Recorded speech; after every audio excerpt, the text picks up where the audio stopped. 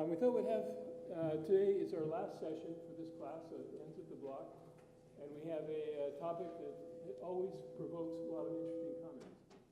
So we thought it's on sort of lifestyle, corporate expectations, social expectations. And we wanted you to both share your feelings with me if you have opinions, and also maybe learn something in the process too. So this is one of my favorite cartoons. Does this make sense to you?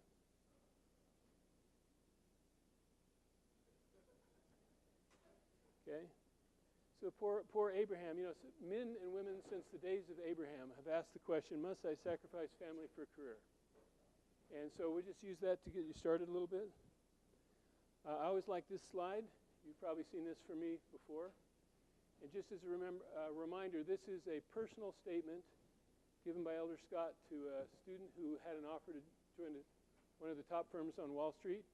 And he asked whether the time and commitment and hard work was appropriate in his life. And this was the answer that Elder Scott gave him. And when the student talked with me, we contacted Elder Scott and asked if we could use this quotation. He said yes. Okay? Now, this is another one of my slides that I like really well. And it's because I think most people misunderstand that Darwin didn't say it's the strongest of the species that survive. He didn't say it's the most intelligent. He said it's the most adaptable. So one of the things that you'll have to learn to do is to be adaptable along the way, and we want to talk about that too. Now, these are some of the topics that we thought we'd cover today. We'll see how it goes. Does it look like we could have some colorful opinions about one another? So I thought this would be really fun. So let me share with you. This is a letter written about me from our class last year. I wasn't conducting the class. I just attended one time and spoke. I'd like you to read this, and we'll talk about it in a minute. Sure.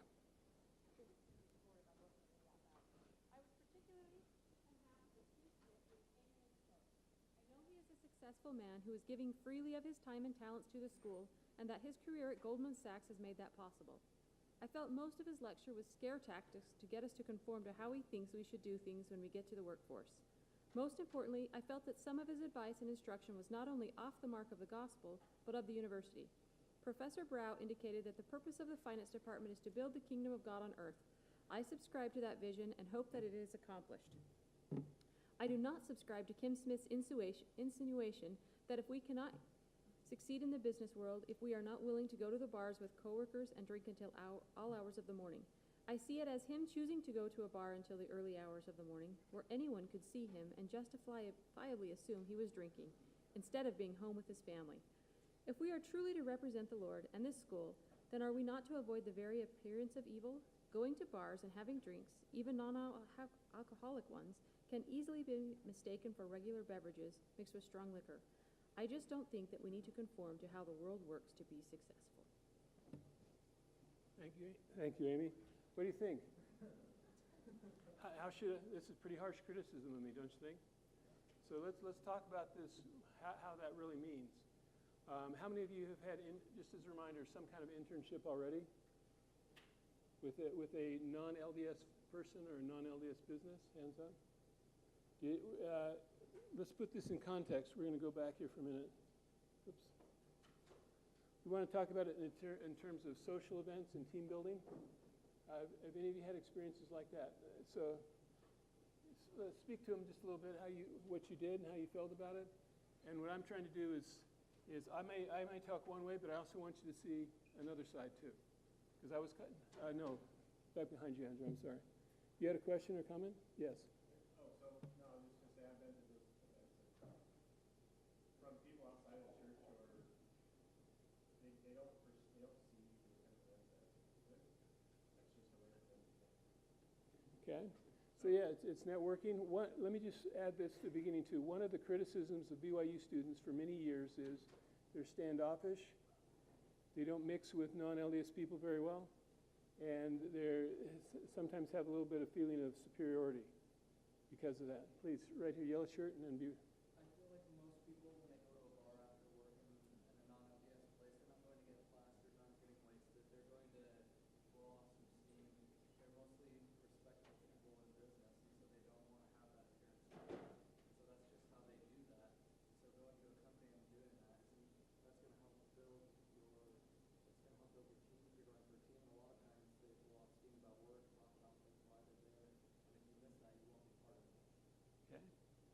what do y'all think? Or do you have a comment as well? I was gonna say, like, I mean, for them going to a bar, or it's like going to Starbucks, like, you don't feel guilty about going to Starbucks because there's coffee being consumed there.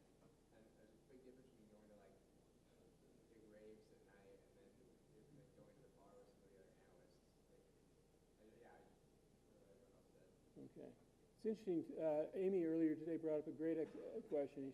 She said, I'm a Yankee fan, so all of you that are Red Sox fans, I'm not going to apologize. I'm a Yankee fan for a long time. When you go to Yankee fan, there's a lot of beer there, so we should not go to Yankee games. We should stay home. I'm thinking, how many of you think that way? Or if you're in Columbus, Ohio, you shouldn't go to a football game. But what I'd like to do is go back to this criticism of me and see, do any of you, I'm not trying to diminish that, I'm just obviously presenting more my side. Are any of you concerned about going into places where you may end up giving a bad impression of yourself or of the church or your community or family?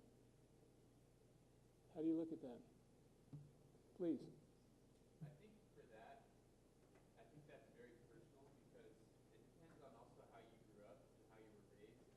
Like, some people that come to pro for the first time, that grew up in a place that doesn't have a lot of LDS people, or you didn't have a lot of LDS friends in high school, and you went to parties or something like that. Like, when coming to pro, it's a shock that people don't do that in their free time, or that you don't see someone smoking a cigarette out on the street very often.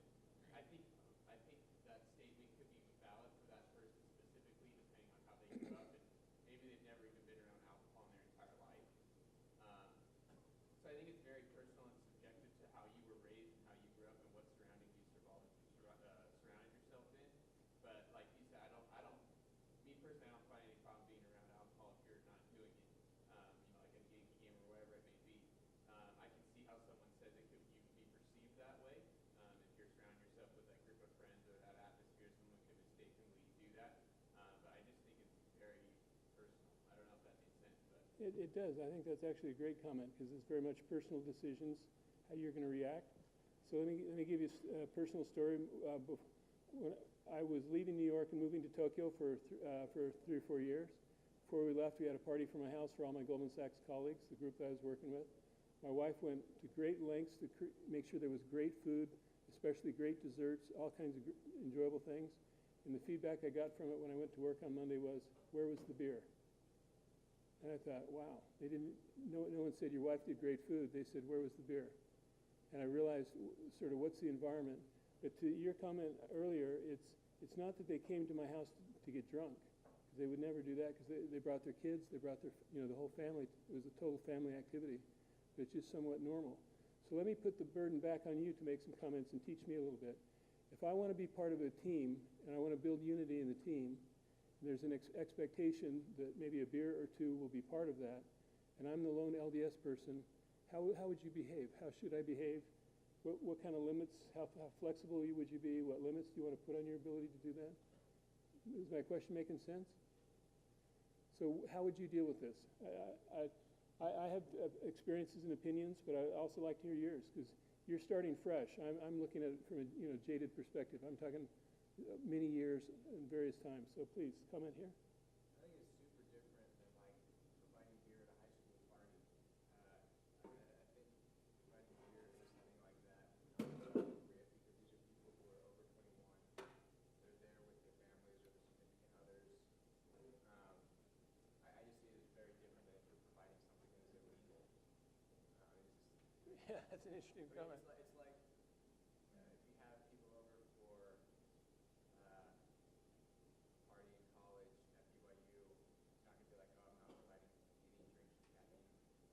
Okay. I mean, I don't know. I see it as being acceptable because they're over the age of 21. You're not pushing it on them. And also, in an environment like that, it'd be weird not to. Okay. Do you have a comment? Yeah, go ahead. I'm kind of thinking, what kind of limits or boundaries would you put on the things you did? How would you look at that? What kind of limits do you think, based on what you know now, how would you establish yourself? What would be limits? I think you set the standard for what you have responsibility for. So your home is your responsibility, it's your domain. So you say, okay, no alcohol here.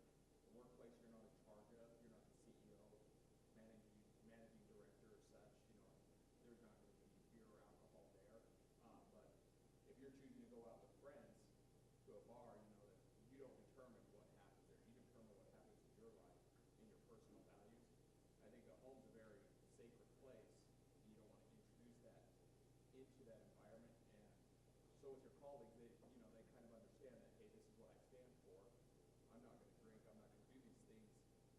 in my home, but I'm more than happy to go out and have a social experience with you at the bar.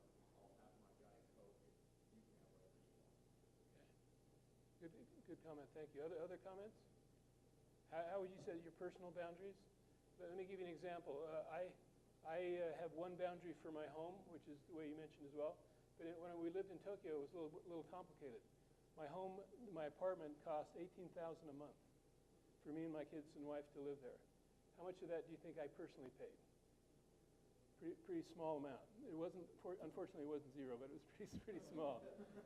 And it was a giant house, and the reason it was a giant house, a giant living room, was to hold social events there. And it was on behalf of the company. So should I compromise? Should I not compromise? How would you, if I had come to you, this is 15 years ago, and brought that up, how would you advise me? What would you say to do? Please right up here, and then, yes. I think, like you mentioned, because the home was subsidized basically through your company, the expectation was to hold social events. If the social norm includes alcoholic beverages, essentially you're living in the company's home, and if they're expecting you to hold those social events, I don't see that being a compromise of your integrity or your values by allowing people to come to the home. That's the expectation going into the situation. Okay. Do you think these kind of decisions are easy, or can they be hard? Very. Because if you choose wrongly, you can destroy your team building efforts, but you don't want to destroy your reputation either. Let me contrast two things too. With when we were living in Tokyo, so we did a lot of business with Japanese companies. We'd take them out to dinner, and other times they would host us for dinner at their corporate headquarters. Whenever I went to the corporate headquarters, they would have people, the seats all laid out, and they would have beer in front of everybody else, and in front of me there was an orange juice. I never asked for one. I never, but I could not have drunk beer. It would have not been possible. Somebody would have said, "Oh, I'm sorry, you're choosing the wrong glass. This is the glass." But there was no choice, and I thought that was really fun, really friendly.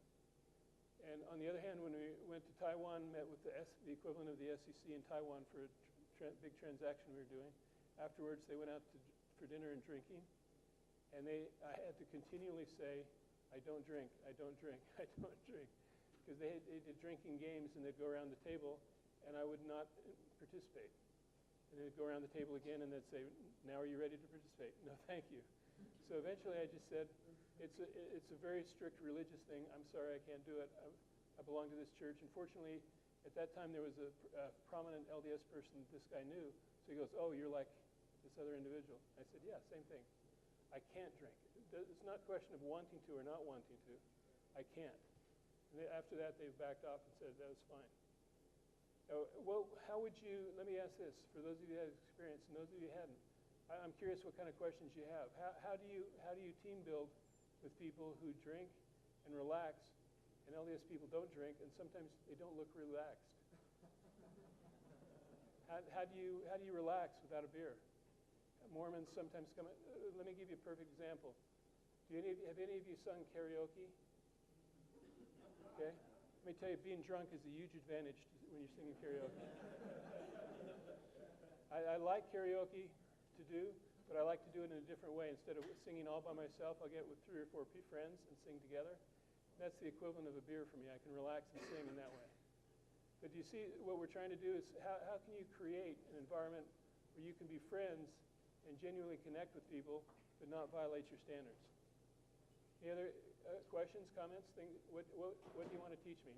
So far, none of you have challenged me in the way that the writer for last year did. I edited the notes, by the way, because he really, really trashed me.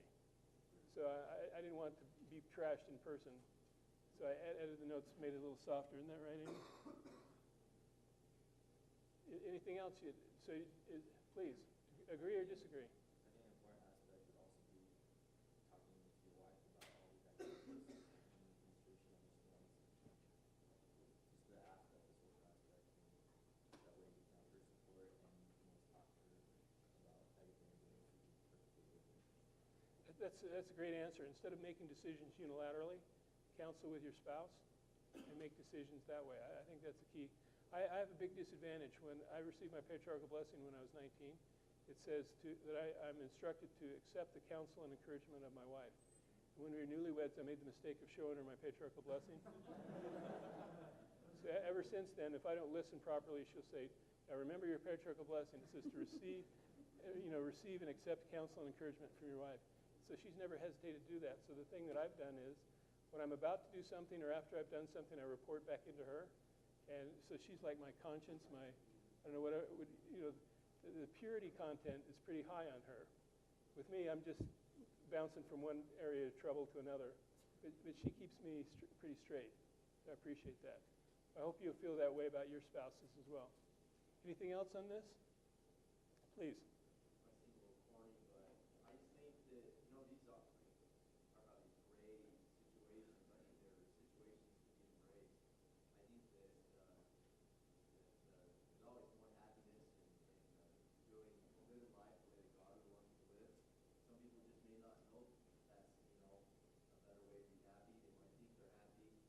So I think that they're actually pretty cool opportunities to make friends and do some mission work at the same time and introduce people about the church. And maybe they're looking for something, you don't realize that they're looking for something. And I don't think there's anything wrong with going up to sleep and making friends. And it works both ways. They'll respect you. They'll want you to, hey, live your religion, stand up for what you want. I think it's a good way to make a friend and to make a difference. So embrace situations that may be perceived as awkward, but they really can be good opportunities. Yeah, I would just recommend you not judge people harshly because they might prefer something we can't drink as LDS people, or they smell funny from tobacco or whatever. Those aren't the most important things, most important standards. And it's one of the things that I found in the years of both from various places I lived, non-LDS people can be truly ethical. They can be very love their kids. They can be righteous in every imaginable way. They can be honest and truthful in every imaginable way. Some of the best, most ethical and honest people that I've met in my life are non-LDS people. So the idea that you'd allow a cigarette or a drink, I would say if you have a problem and you're likely to succumb or be tempted, then don't do these things. You have to be smart. Please. I think one of the core tenet of our religion is like a gospel of love, and I think acceptance is what love is all about. Accepting people for who they are. And I think sometimes, as in LDS culture, we get really hung up on the tiny little rules that have been set in place. But if you look back, like the core tenet is love and accepting other people. Right. And I think that's what we focus on, not like the rules. I think that's pretty cool. And I think there's probably a difference in how you progress spiritually over time. I'm a big subscriber to for the Strength of Youth, for the pamphlet and the standards in there. And I think you have to be careful applying them. So, for example, I'm a bishop of a family ward here in Provo currently, and I have an ashtray for one of my friends who smokes. Anytime he comes to church, I'll give him an ashtray. Does that sound fair? Am I going to get in trouble, have general authorities call me up and get after me for doing that? But anytime he comes to church, which so far has been once, we've brought the ashtray out. I actually prefer sacrament meetings where there's a slight hint of tobacco. Because that means there's somebody who's coming back who wasn't there the week before. Does that make sense? You don't need to agree with me, but you see at least where I'm coming from. Okay, any other comments on this? Let's jump to the next topic, please. I do have one quick comment. We're to always, I always look to Jesus Christ and what he would do, what his example has already shown us. And one thing that comes to my mind is that how Jesus always associated with sinners, practically. That he was always in the company of sinners, and like all these people that weren't being deified, everybody else, all the other religious groups at the time. And yet he always remained steadfast, of course, and he was actually, that's how he would actually perform his work through example. And I think we can all take that same initiative. Okay, let me give you one scripture to keep in mind while you're trying to do these things. It's Galatians chapter 6, verses 1 and 2. Question way in the back. No, it was just a comment. I served in Japan, and one time I met with this president of the radio company teaching English, like over the radio, Uh-huh. and he actually offered us tea. And it's like one of those things that we had brought this new recent convert who's 20, and he looks at me like, what are you gonna do? And he just graciously explained everything in tea, and it ended up actually affecting the opportunity wasn't able to go through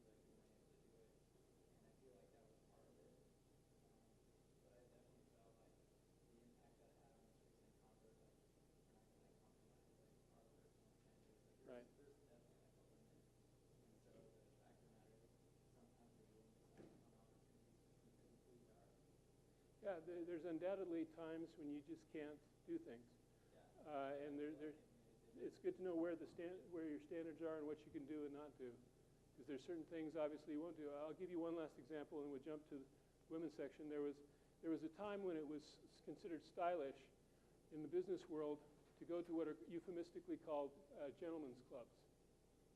And I was in Dallas one time closing a deal with a group of guys. We all went out to dinner. Everybody came home from dinner, said goodnight, went to their individual rooms to go to sleep, which I did right away. Went to call my wife, talked to her for a bit, and then went to sleep.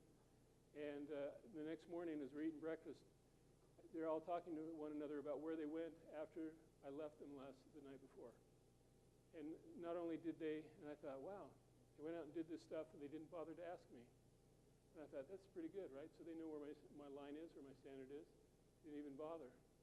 So I think you can, just like the orange juice in Japan or the standard on these clubs, you can find ways to be friends and maintain your standards without being sort of hypocritical almost. Please. I think a lot of it just comes down to it's different for everyone. I think it comes down to following the spirit. Like if you're doing the spirit for a reason, I mean, if we're in tune with that, if we're following that, it's gonna be all situational, and you can't make broad, generalized statements about you should do this, you shouldn't do that. Right. You really have to follow, in the moment what the spirit tells you to do, and if you are following what's right, you'll be entitled to that. So I think that's kind of what we have to fall back on. Yep. I think that's a great answer. And let me add just one thing to that. In addition to the spirit, sometimes you know an awkward situation is coming up, and you can ask a friend who's a professional, maybe a mentor kind of thing, and say, how would you have handled it, or how would you have thought through it? And then you can, once with that, I'd put that in the study it out category, then the spirit can prompt you to do what you need to do. So it's a good way to think about it. Thanks. Let's go to the next point on here. And pardon me for sitting down from time to time. My balance on my Parkinson's is a little off today, so my medicine's not kicking in. So if you see me wandering around, it's not that I'm drunk, so I apologize. Okay. Women, have any of you worked for a woman manager before? Was it a terrible experience or a good experience? What do you think? One of the things we wanted to bring this up is I worked for a number of women MDs at Goldman Sachs, and they were phenomenal to work for. And one of the challenges we have is with an overwhelmingly male population in the finance department, sometimes students are a little awkward in terms of how they deal with women colleagues or women managers. Wanted to bring that up. Amy, do you have any comments you want to make on this? Yeah, I would just say one thing. You've probably heard this horror story from years ago, but we had a female in giving a presentation one time, and one of the male students raised his hand and said, how do you balance your family and your work when you're doing this work? There have been other times, I'm sure you've had some sensitivity training, at the Marriott School before, but it's generally inappropriate to ask women about their work-life balance, or men as well. Either way, I mean, I'm sure you have seen that, but sometimes those innocent questions are not taken so innocently, and those can affect your career in ways that you don't understand. Not just the outward expression of should you be working, don't you have children at home, have you taken my spot, but also, the feeling that you're superior on occasion sometimes. That can come through. So just really watch that. Be careful. Yeah, I think just to add on what Amy said, there's sometimes the mistake BYU males make of being condescending in the way they speak to women. And I'd say you can get away with that here at the university because there's freedom of speech. There's freedom of speech everywhere, but you can still get fired for it. So be careful about that. You just do not want to be condescending to anybody, and particularly, for example, I had with Goldman Sachs I was with, a young analyst one time asked the associate that he worked for, he said, how many more years do you think you'll be working here before you leave and have to start a family? And that sounds like a natural Utah Valley question, doesn't it? But it was it blew up. This person lost credibility. And it just was unfortunate to do. So everybody is professional. Let's go to the next. Any comments about that? Anything you all have particularly learned? That one's pretty straightforward. You treat all women as your equal and as a professional, and especially if they're manager or subordinate. It's just easy to do. Please.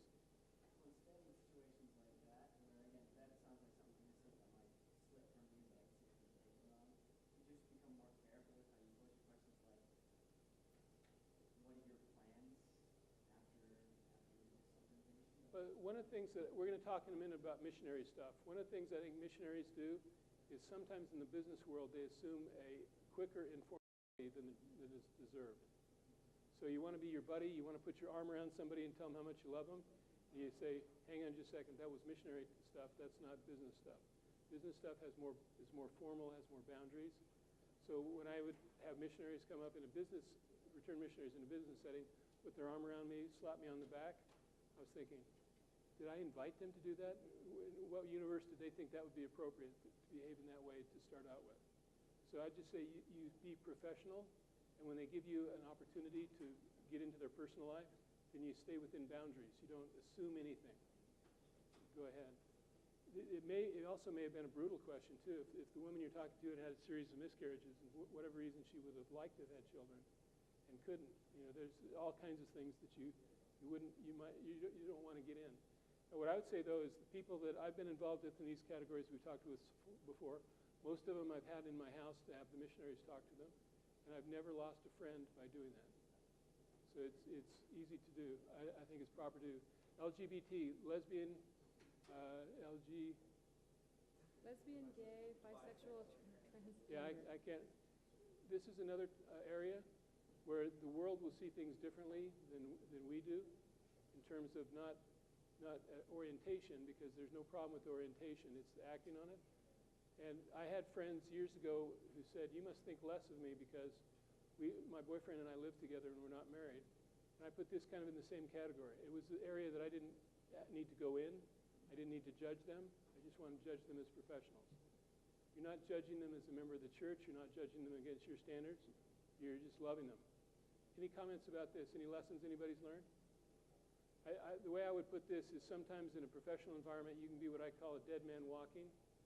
And that is, you can have done something, said something so condescending or so stupid or so inappropriate that your career may have just about ended unless you become aware of it and resuscitate it because you said something condescending or dumb. Any questions about this? I actually wish there would be some, because I think you all assume you know what you're doing, and you probably don't. Please. I just have maybe a quick comment kind of question. I haven't worked with anyone necessarily, but I've been around family and stuff like that. And someone that I know who is lesbian, they have like certain view of that they're not a big fan of the church at all because of our views.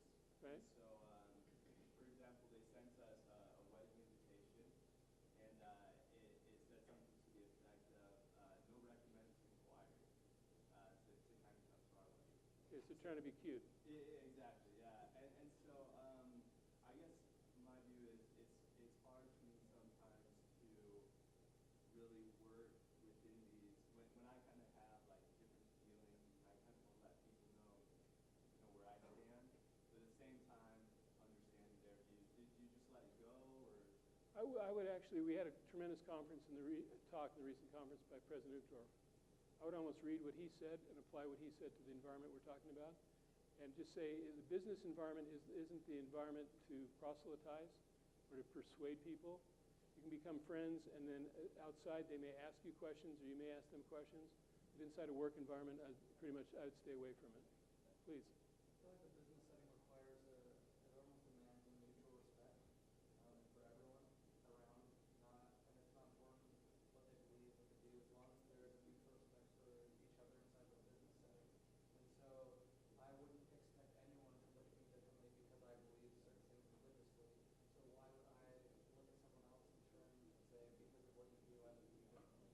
And I feel like I almost demand that respect for what I believe religiously. I feel like they should almost demand the same kind of respect for what they do. Let me give you, yeah, it's a great comment. I appreciate that. Let me give you an example of, any of you know Jim McDonald.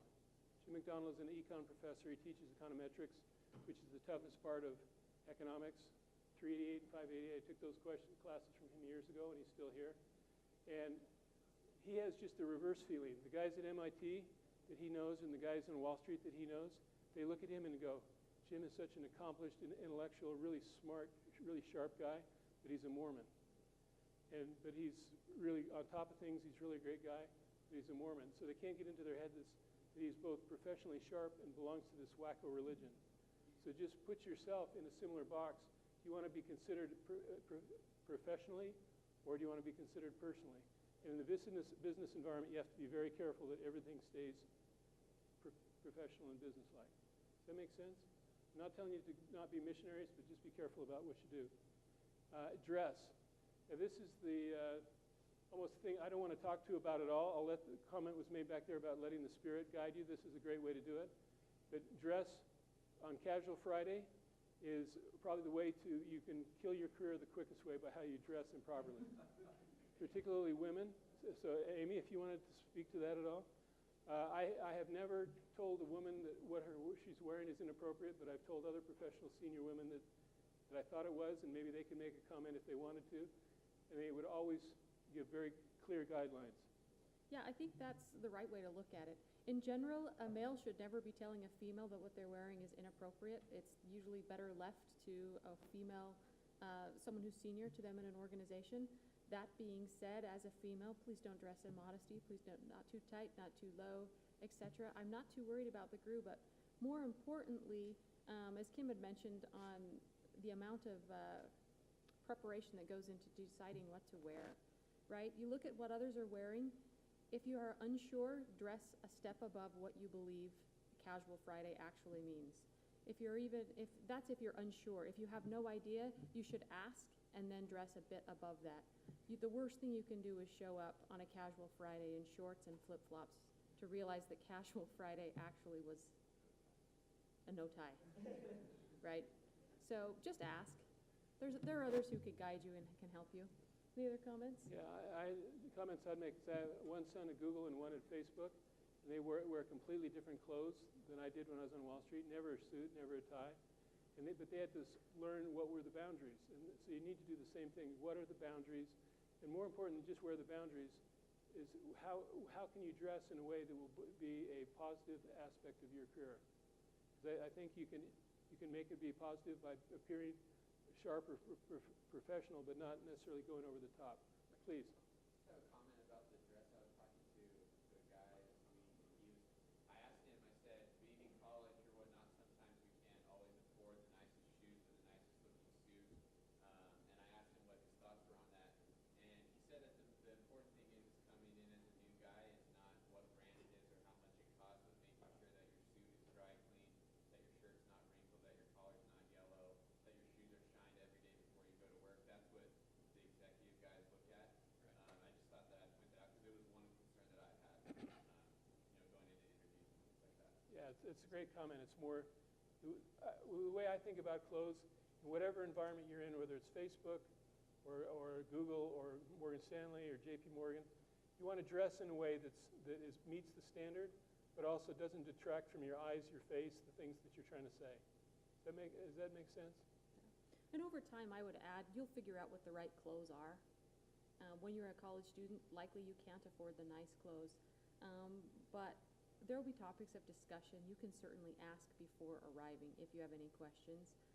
I think it's safe to read online. A variety of firms have dress codes published, not just in their handbooks, but they actually will have informal discussions. Women get it wrong more often than men do, then more likely they are underdressed. So for women, when there are questions, there should be a collar, there should be jewelry, heels, not too much skin, always. Now we'll in just a moment jump to the next slide. So the reason why a white blue suit, a red tie, and a white shirt works is there's no ambiguity whether it fits or not. I'm colorblind. I don't care about style, so I like to line things out as a uniform, so I don't have to make any judgments. Some of you guys probably in a different category and care a lot about clothes. I just don't want to make mistakes. So let's jump to the next part. How many of you have had an opportunity to serve a mission? What do you think you learned as a missionary that would help you in the business environment? Let me just add this. I think since I've been a missionary, year by year, I have realized that I learned more than I thought I learned, that I became aware of things that I was prepared to do as a missionary that I didn't fully understand at the time. So whatever you think you know about your mission, I think it's a small percentage of what you'll actually, over time, realize that you were taught. Any questions about it? What did you learn as a missionary? Please, way back in the back. He kind of talked, we kind of, like a general theme, we were talking about you can't judge book by its cover. You shouldn't. You know, by a situation, you know, by that person judging you by what you said. I don't think that's okay. I think we need to, like, meet somebody and get to know them, and we should be making righteous judgments, and not just by, you know, by just little things. We should be able to, you know, love everybody, care about them. Right, good comment, thank you. Please. You learn how to be passionate about something and then work for it. That feeling, I feel would be invaluable, especially if you find a field that you love. That should be a very, very familiar feeling, and you're working right off the get. Yeah, I think to expand on that a little bit, the idea of just hard work, you've demonstrated you could do it. For 2 years, nice overlap between analyst jobs in most cases for 2 years. Demonstrated you could do anything 24/7 for 2 years and survive in most cases. And so I think that's an important lesson. I just encourage you to think very carefully about all the things you learned as a missionary, all the skills. And so go back to relationship building. Do you suppose the relationship is the same, building is the same on Wall Street or corporate America as it is in Brazil or Mexico? The question basically answers itself, right? So the answer is no, so you need to learn what are the new approaches in whatever you're working in, whether it's Austin, Texas, or Sacramento, or New York City, or Boston. Try and figure out what's the right approach in those cultures, just like you would as a missionary. Please. Just going to add on that, saying that a lot of us, even if we were in close to the same state, or if we went outside of the U.S. or wherever we went, we learned a new culture, and we learned new things, and we were outside of our comfort zone. That's so applicable in business. You're going to go in places, you're not going to understand the culture, you're not going to understand the way they speak a lot of the times. You're going to learn a new business language for that environment, or whatever. You're going to be in a new environment. We've done that before. We've learned that, how to adapt to a new culture quite quickly. Right. Yeah, great comment. Others? Anybody else? Anything you learned as a missionary that you think has been particularly valuable? This idea of building relationships of trust, to me that's one of the best things that I learned as a missionary, because the network that I used to find a job became the network of people who became my friends for year after year after year. And they added to that network of more friends and more friends. And that's not something just to use, it's something you really can enjoy. So for example, I'm trying to remember his first name, young brother McKinley is a friend of mine. His family was with us in Tokyo and Hong Kong, and he's marrying somebody whose family was also in Tokyo and Hong Kong. And it's funny how those connections all work together because we're friends years later. Any other comments about missionary work? Okay, it's pretty obvious, right? You have the skills. It's just in adapting to it. One of the best things that I learned was never to accept no as essentially the final answer, because there's ways that you can try and make people. I looked at it as though the word no was just meant you didn't understand the value proposition that I was making. It helped in my finding my wife as well. Okay, let's go to the next one. Okay, we just put some numbers together real quick to show you how much money you're taking when you call people on the phone and talk to them about jobs and opportunities. So a woman who makes, let's see, what do we say, $1 million a year, working for a corporation or for a Wall Street firm, 50 hours a week. I realize that's pretty modest, but maybe for corporate America it's okay. 50 a week, 46 weeks a year, $435 an hour. When you call people to network with them, do you have questions that are worth that much money, the time that they're taking? And if not, why not? One of the things we talked about early in the beginning of this class was a lot of students, a lot of you actually, were calling on people before you were prepared to talk to them, so you're wasting their time.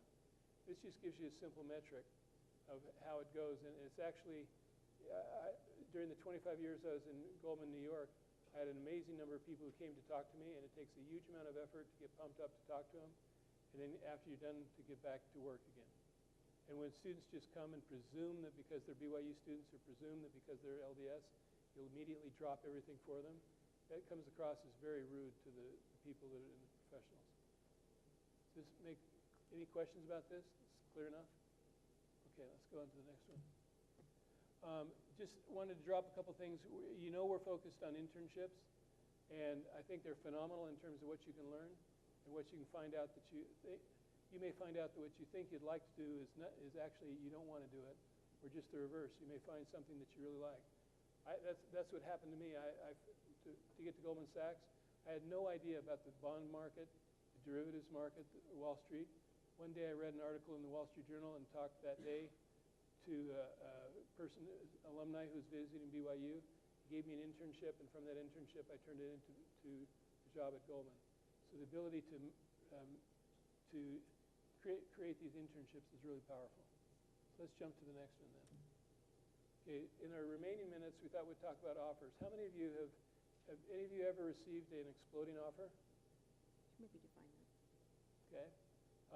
How many of you received, let me ask this first, how many of you received an offer for an internship or a job? Did they put any terms or conditions on that? They say how much time they gave you to accept or reject? What was the time? Do you recall? Okay, so they gave you a lot of time to the end of it. What kind of job was that?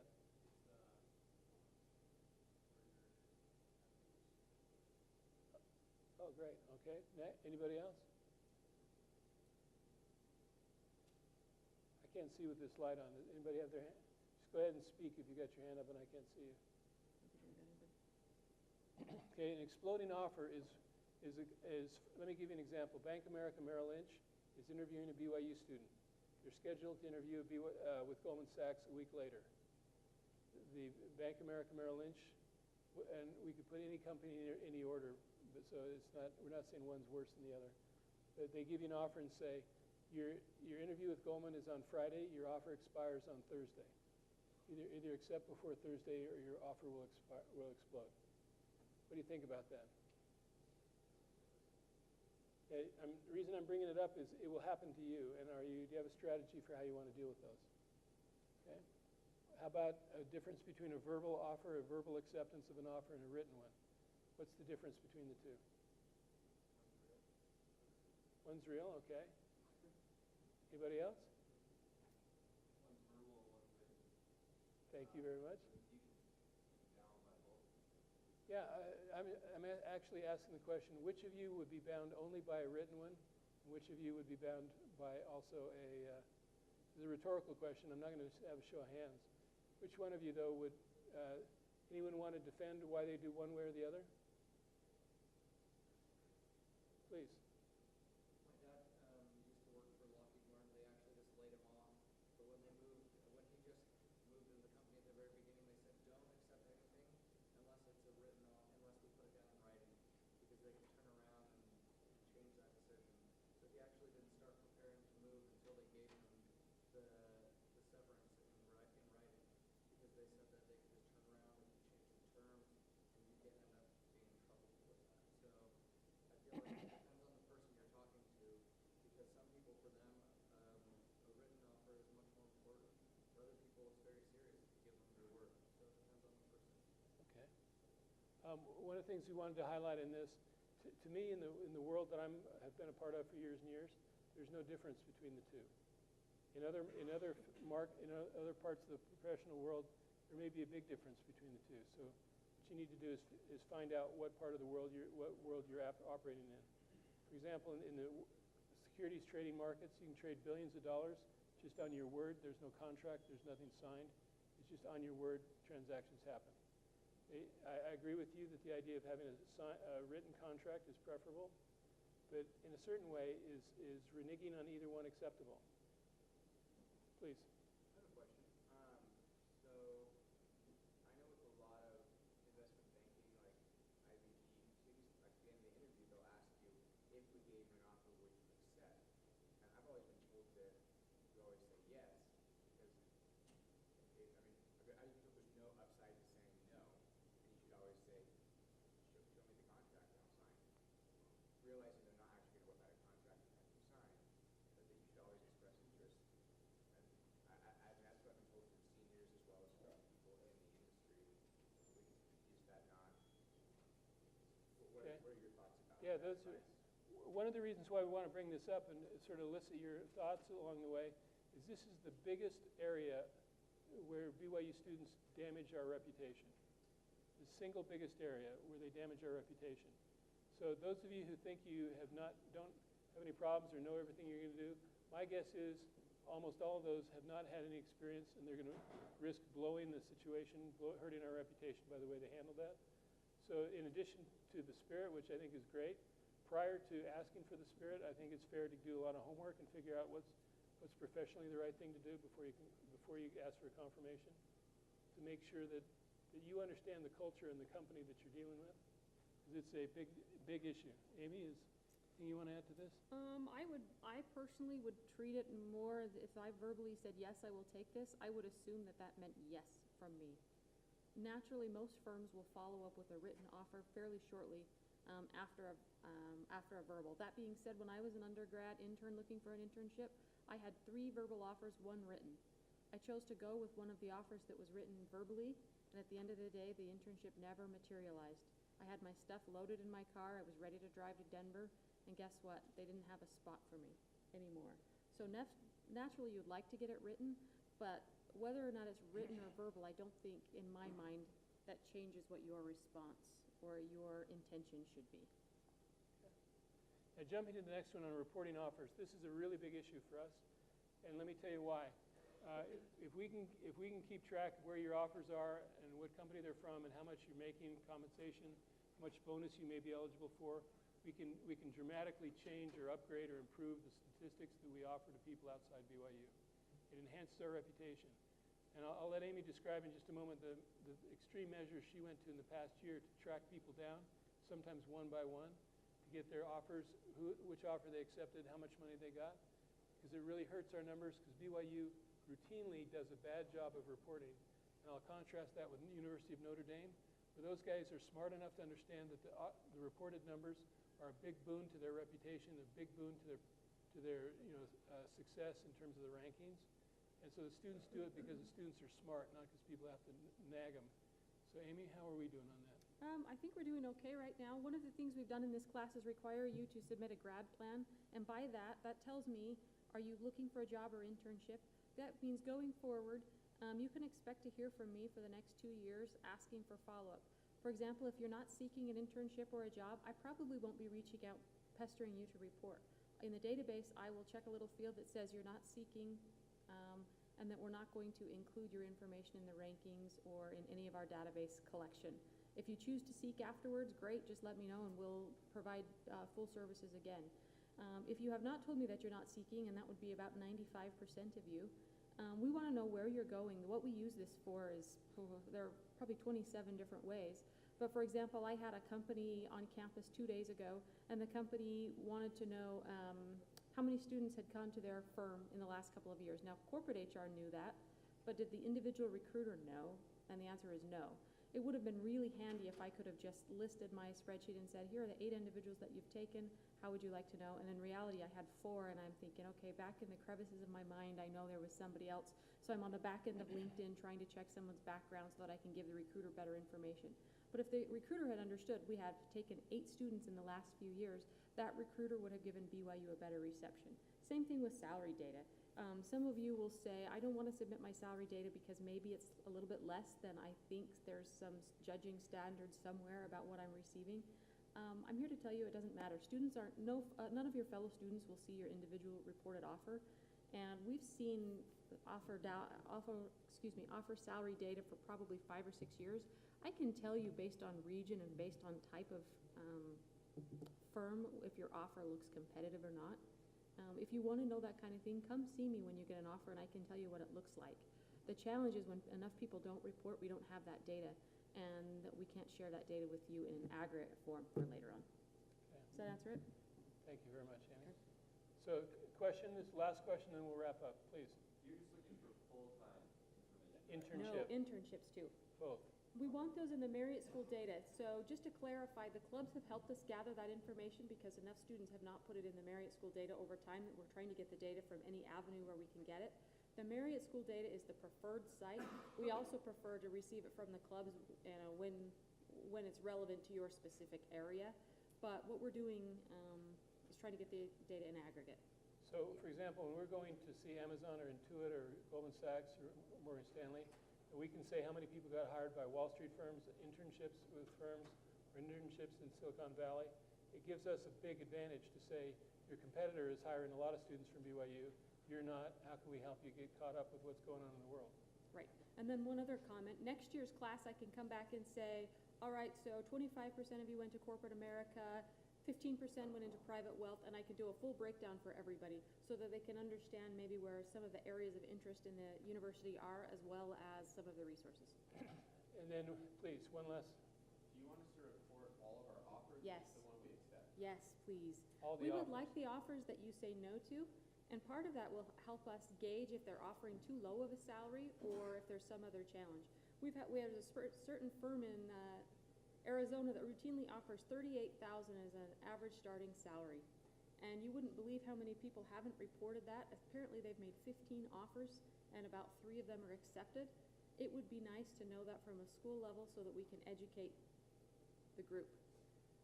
Realistically, we need to call them up and say, you're offering too low of a package. That's why your offers aren't coming through. And we have done that, and we continue to do that. Last comment would be on negotiations. We won't take time to talk about that now. But as you move along and get offers as internships, you get offers as full-time jobs. If you want to double check how you're going to process it or handle it, please come and ask Amy and I for advice. We've gone through hundreds of these over time, both here at BYU and prior to that. And we can give you some pretty good advice. With these exploding offers and other gimmicks and tricks, companies will try and take advantage of your innocence and naivete. So don't let that happen. There's companies that give you exploding offers. We'll call senior people to the company and ask them, what are you guys doing? Do you know that your San Francisco, your Dallas office is doing this? Almost all the time they don't. It's just some renegade operation that they're taking advantage of BYU students. So we would love to help you. There's a variety of ways we've talked about today. If there's things you'd like to cover, let us know. We're going to give you a feedback sheet on this class that was a block this year and it was a full semester last year. Thanks very much. Amy and I have enjoyed meeting with you and get to know you better. Thanks very much. Thank you.